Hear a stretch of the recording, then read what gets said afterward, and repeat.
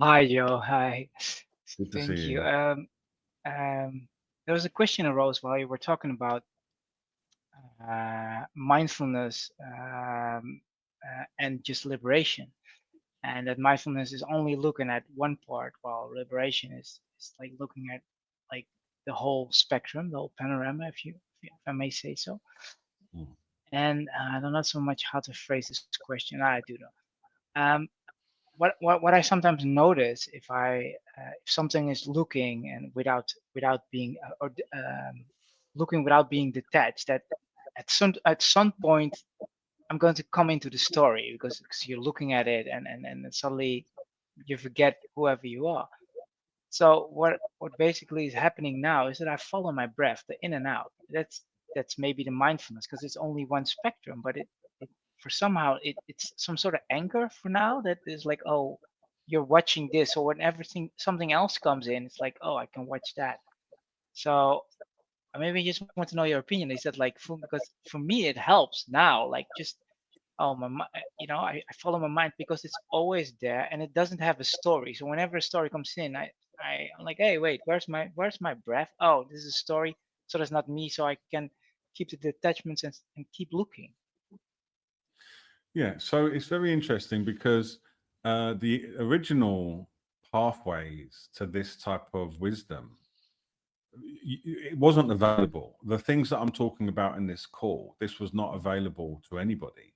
You had to join a monastery or a group or an ashram, and then they would have you start practicing mindfulness and Mm, breathing and becoming attentioned to like shamatha, becoming able to just relax and look at an object, so develop focus, and then they would add vipassana to try and notice the coming and going, and then it would continue into more and more advanced practices, which I think is quite funny because in Tibetan Buddhism, you might do 20 years of this, and at the end they'll tell you that no one's ever not been unenlightened, aware.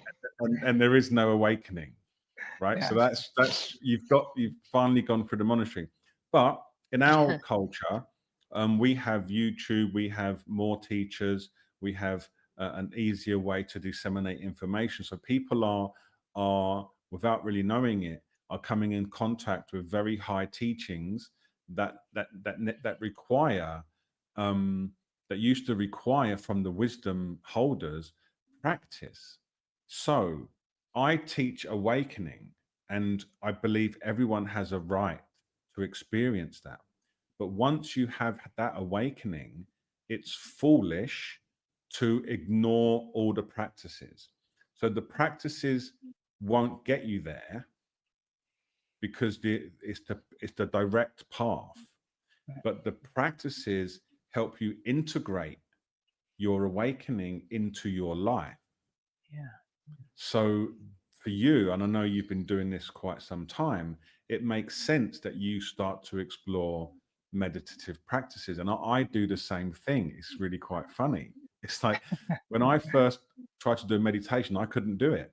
I was doing a 3-day vipassana, and they suggested I leave because I couldn't sit still and I was struggling. And you find yourself through this process wanting to meditate.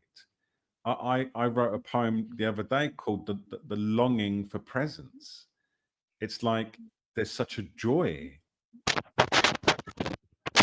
Sean says he can't hear me. I Uh, can. you can. Yeah.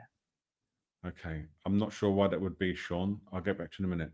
So um, I wrote a poem the other day called The Longing for Presence because I find myself sometimes just pausing and going,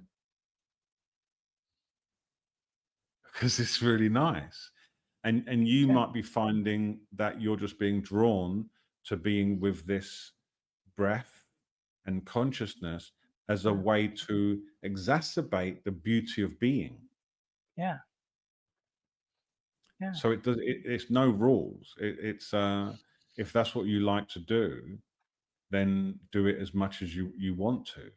And if you don't, some days the last thing I want to do is sit still. I have a lot I want to get done, and I'm not interested in sitting and looking, and I just let it be as it is. Everything. One of the great understandings that often has a lot of resistance is you are perfect as you are. You can't be any more perfect than you already are. And this is not an egoic thing like, yo, I'm perfect. It comes from this idea of emptiness.